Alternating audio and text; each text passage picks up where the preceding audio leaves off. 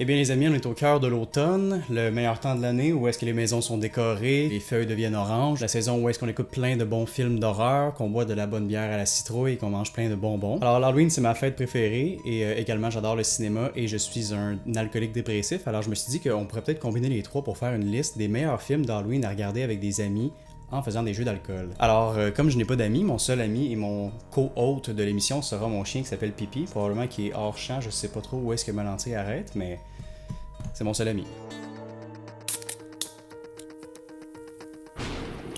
You're drunk. Alors, le premier film sur la liste de films d'alcooliques pathétiques qui cherchent un sens à sa vie est nul autre que Freddy 2, Freddy's Revenge. Freddy 2, c'est connu comme étant un des films les plus gays de toute l'existence sur Terre. C'est dans n'importe quel top 10 de liste de films les plus gays au monde. Je sais pas pourquoi il y a des listes de ça, mais il y en a. C'est juste comme vraiment drôle de voir dans un film d'horreur un coach d'édu qui se fait fouetter le cul.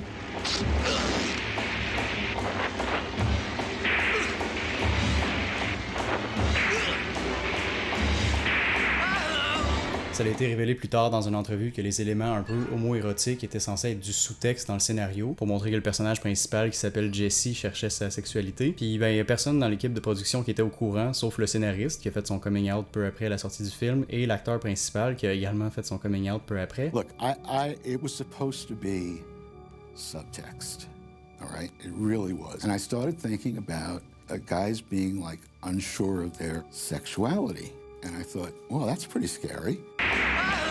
Donc le fait que les producteurs pensaient qu'ils faisaient un film d'horreur vraiment nice, vraiment populaire, et qu'ils n'avaient aucune idée qu'en fait c'était comme une espèce de géante métaphore sur un jeune homme homosexuel qui se cherche, c'est quand même hilarant quand tu y penses. Personnellement, j'adore Freddy 2, je trouve que c'est super le fun comme film, mais c'est encore meilleur quand on y ajoute de l'alcool. Donc pour chacun des films que je vais nommer dans ma liste, je vais inventer des jeux d'alcool pour que ça devienne un petit peu plus spicy. Alors pour Freddy 2, vous devez prendre une gorgée à chaque fois qu'il y a un sous-texte homo-érotique.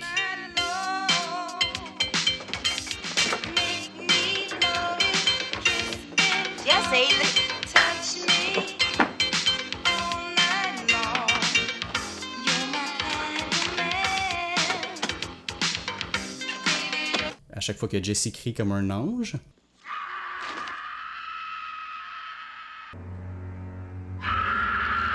À chaque fois que quelqu'un meurt, chaque fois que Jesse est en sueur, chaque fois qu'il y a un plan de la maison avec la porte rouge, et puis si jamais vous voulez vraiment mourir, à chaque fois qu'on voit du feu. Donc le deuxième film sur ma liste est nul autre que Jason Takes Manhattan, donc le Vendredi 13 partie 8 je crois, qui est considéré par tout le monde comme étant le pire de n'importe quel film de Vendredi 13 ever. Donc au départ, le film devait logiquement se dérouler à New York, sauf qu'il y a eu un énorme manque de budget, et donc ça a restreint l'équipe à tourner majoritairement sur un bateau. Pendant 1 heure de temps, on fait juste voir Jason qui tue du monde sur un bateau, et seulement dans les dernières 30 minutes, Jason arrive enfin à New York. C'est limite de la fausse publicité. Jason 8, c'est vraiment pas un bon film, c'est un film qui est nul à chier, mais son incompétence le rend vraiment hilarant. Ça fait que l'écouter, c'est juste du pur divertissement. À travers le film, le personnage principal a des visions de Jason quand il était enfant, puis c'est juste pathétique.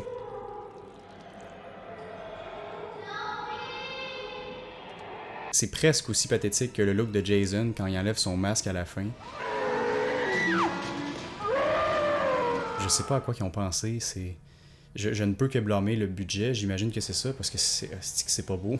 Aussi, c'est vraiment drôle parce que le film essaye de nous convaincre que le tournage a eu lieu sur un vrai bateau, parce que le caméraman, il fait onduler la caméra une fois de temps en temps, comme s'il y avait des vagues qui déplaçaient comme le bateau. Sinon, ben, vous savez pas mal à quoi vous attendre, c'est un film de Vendredi 13, il y a des ados qui se font tuer, les personnages sont stupides, il y a rien de vraiment intelligent dans ce film-là, mais quand on sait à quoi s'attendre, le film est vraiment divertissant, il est vraiment le fun. Et donc voici le jeu d'alcool, vous devez boire à chaque fois que quelqu'un meurt, à chaque fois qu'il y a un éclair ou de l'électricité quelconque, à chaque fois que bébé Jason apparaît, à chaque fois qu'on entend tch tch ha ha. Chaque fois qu'il y a de la nudité, chaque fois que Jason brise quelque chose, et si vous voulez vraiment mourir, à chaque fois que le caméraman fait semblant qu'il y a des vagues. Vous êtes bon pour mourir. Et donc, le troisième film sur ma liste est un film que j'ai déjà abordé sur Série B auparavant, qui s'appelle Halloween 3 Season of the Witch, un film hilarant.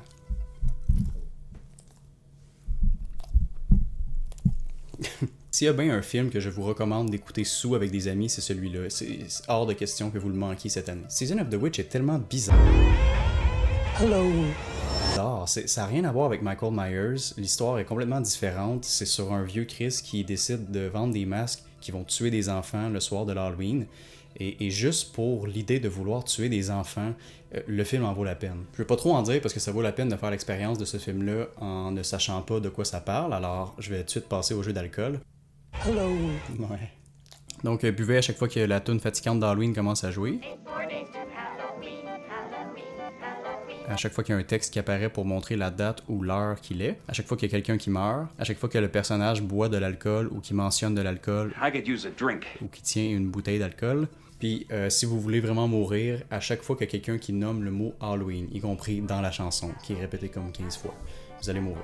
Et donc le 4e film sur la liste, c'est un culte classique des années 80 qui s'appelle Creepshow. C'est un film vraiment le fun que pas beaucoup de gens qui connaissent. Creepshow, dans le fond, c'est une série de 6 histoires d'horreur différentes qui me rappellent ma tendre enfance. Quand j'écoute Creepshow, on dirait que je retourne à l'époque où est-ce que j'étais un petit bambin qui adorait les histoires d'horreur et qui était pas un adulte pathétique qui parle devant une caméra pour tuer le temps. Et c'est juste comme, c'est un film le fun. C'est un film qui te ramène à un temps où est-ce que c'était simple. Les différentes histoires de Creepshow portent sur des zombies, sur un monstre dans une boîte, sur des insectes tueurs et sur Stephen King qui fait le cave. C'est un film qui est quétaine, ça vient des années 80 puis il y a plein de choses qui ont mal vieilli, mais je vous le recommande quand même fortement pour avoir beaucoup de plaisir avec vos amis ou votre chien. Hello. Et donc voici le jeu d'alcool. Buvez à chaque fois qu'il y a un effet de bande dessinée, à chaque fois qu'il y a un personnage qui se parle à lui-même. Screwed up my mother, you screwed me up.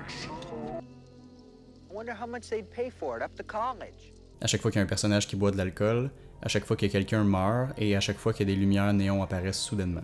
Le prochain film sur ma liste s'appelle Trick or Treat, c'est plus récent, c'est sorti en 2006, et ce film-là aussi raconte différentes histoires dans un seul et même film, mais la différence c'est que les histoires sont tous connectées d'une façon ou d'une autre. Il y a vraiment pas plus parfait que Trick or Treat à écouter dans le temps d'Halloween avec des amis en buvant de l'alcool. Il y a des scènes qui font peur, puis il y a des scènes qui sont drôles, puis c'est juste comme une balance parfaite pour avoir une expérience fortement agréable en buvant de la bière à la citrouille. Alors pour ceux qui sont moins fans des vieux films d'horreur des années 80 qui ont mal vieilli, ce film-là est plus récent, alors il s'écoute super bien, peu importe quel âge vous avez.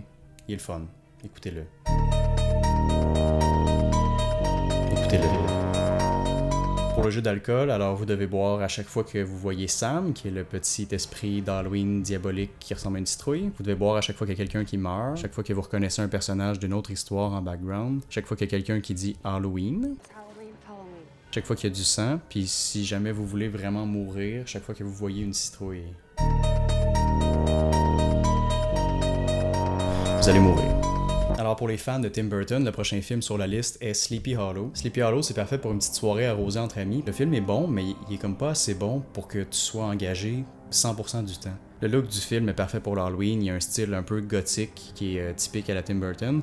Il y a plein de citrouilles, il y a plein de meurtres, il y a du brouillard. C'est vraiment parfait pour se mettre dans l'ambiance de l'Halloween. Il y a aussi le personnage de Johnny Depp qui est franchement divertissant à regarder. Mais ultimement, l'histoire est pas nécessairement super originale ou pertinente, alors ça fait que quand il y a des moments qui sont un petit peu plus longs ou plates, ben c'est l'occasion parfaite de commencer à boire de l'alcool. Et donc le jeu d'alcool pour Sleepy Hollow est le suivant. Buvez à chaque fois qu'il y a quelqu'un qui se fait décapiter, à chaque fois que Johnny Depp se fait éclabousser quelque chose sur lui, peu importe quoi. À chaque fois qu'on voit une citrouille, à chaque fois qu'il y a un flashback. Et si vraiment vous voulez mourir, buvez à chaque fois que Christopher Walken dit...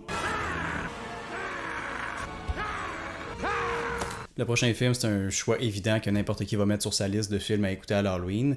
Évidemment, je parle du film The Hot Chick avec Rob Schneider. C'est une blague, en fait, je parle du film Halloween, le classique qui est sorti en 1978. C'est le film qui a pas mal créé le genre slasher, puis qui a inspiré des films comme Vendredi 13 ou Nightmare on Elm Street, puis un paquet d'autres franchises connues. Mais je conseille quand même d'écouter Halloween sobre au moins une fois, parce que ça vaut la peine de faire l'expérience. C'est vraiment un bon film. C'est pas juste un tueur en série qui assassine des ados. Il y a aussi des thématiques quand même intéressantes sur le mal et sur comme le mal. Ouais. Mais ceci dit, quand ça fait un paquet de fois que vous l'avez déjà vu, vous pouvez le réexplorer avec un jeu d'alcool. Ça rend les choses beaucoup plus agréables. Ça fait oublier un peu les douleurs de notre âme. I wanna end me. Le jeu d'alcool est donc le suivant. Buvez à chaque fois que vous entendez le thème principal d'Halloween. Chaque fois que quelqu'un boit dans le film, chaque fois que quelqu'un meurt, chaque fois que Michael Myers disparaît soudainement, chaque fois que quelqu'un dit ou bien qu'on voit le mot Halloween, chaque fois que quelqu'un dit Michael. Puis je pense que ça va être en masse pour une soirée arrosée. Ok, fait que le prochain film sur la liste, c'est un film pour les puristes, pour les fans du 7e art, les artistes.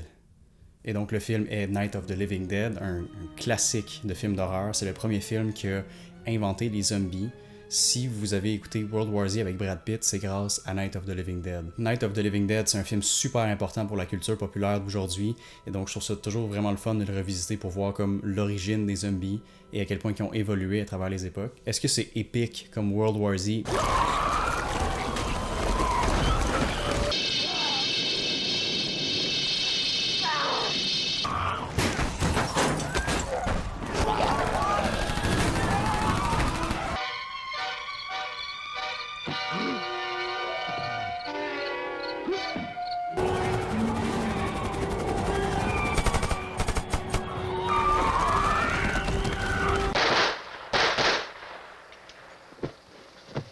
Non, c'est un film quand même plate, il n'y a pas énormément de scènes d'action ou d'horreur qui font peur. C'est plus comme une exploration de la société qui est en panique et comment ils deal avec le stress, qu'est-ce qu'ils sont prêts à faire pour survivre. Because if I stay up here, I'm fighting for everything up here, and the radio and the food is part of what I'm fighting for. Now if you're going down the cellar, get. The man's insane. He's insane. We've got to have food down there. We've got a right. This is your house. We've got a right. Et en ce sens, Night of the Living Dead peut être vu comme une métaphore sur la société puis de la façon dont la société peut interagir entre elles. Mais bon, on s'en fout de tout ça parce qu'on est ici pour boire, fait qu'on va tout de suite passer au jeu d'alcool. Alors buvez à chaque fois que les zombies montrent une forme d'intelligence quelconque, à chaque fois que quelqu'un crie, à chaque fois qu'on voit du feu, à chaque fois qu'il y a quelqu'un qui meurt. Puis si vraiment vous voulez comme vous suicider avec l'alcool, buvez à chaque fois que vous voyez des zombies. Et bonne chance.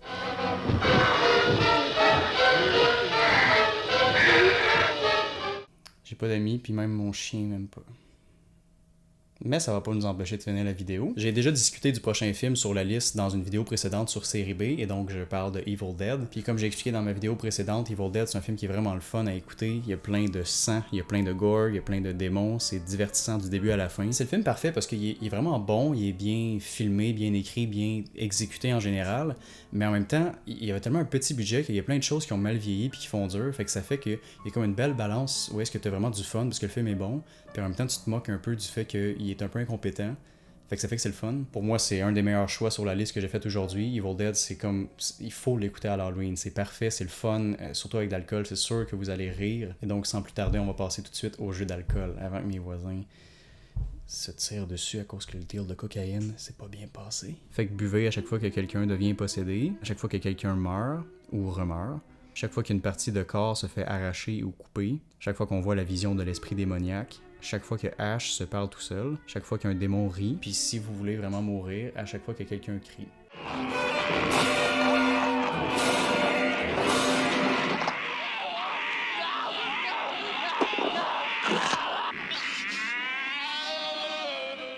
Et donc le prochain film sur ma liste est le film parfait pour vous ramener à une époque plus simple, loin des factures, des études, des emplois, des responsabilités d'adultes qui font en sorte que la vie est un cauchemar vivant et constant. Alors je m'adresse ici aux gens qui sont nés entre 1995 et 2000 cuc. Je parle aux gens qui, comme moi, ont été témoins du grand chef-d'œuvre contemporain qui est Scooby-Doo à l'île des zombies. And it's terror time again. They've got you running through the night. It's terror. Je pense que tout le monde est d'accord pour dire que Zombie Island, c'est le meilleur film de Scooby-Doo qui existe. Comme ça sera jamais battu, c'est le film de Scooby-Doo définitif. C'est excellent. Pour une fois, le méchant, c'est pas juste comme un gars qui est déguisé dans un costume cheap d'Halloween. Il y a des vrais démons, il y a des vrais zombies. Il y a des scènes qui, pour un film d'enfant, sont vraiment terrifiantes.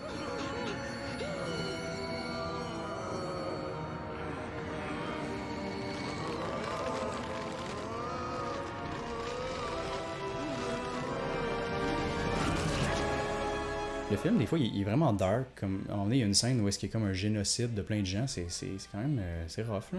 Mais en même temps aussi, il est drôle, il est bien animé. L'histoire est super intéressante. Et donc, même en tant qu'adulte, je réécoute ce film-là puis je me dis, il me semble que c'est un bon film animé pour enfants.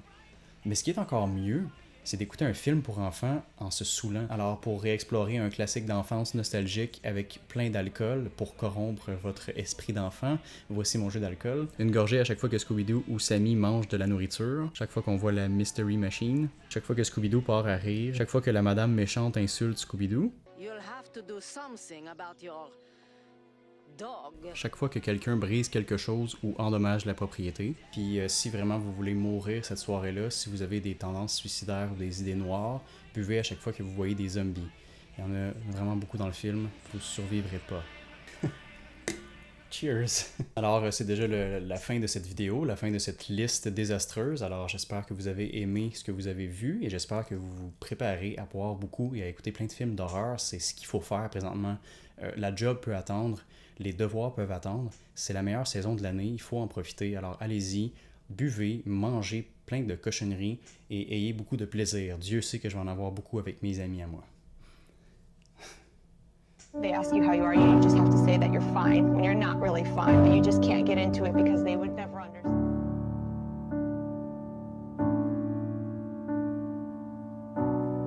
Say something, I'm giving up on you.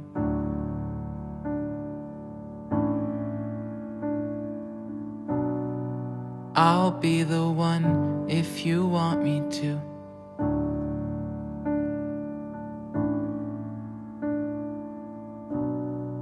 Anywhere I would have followed you.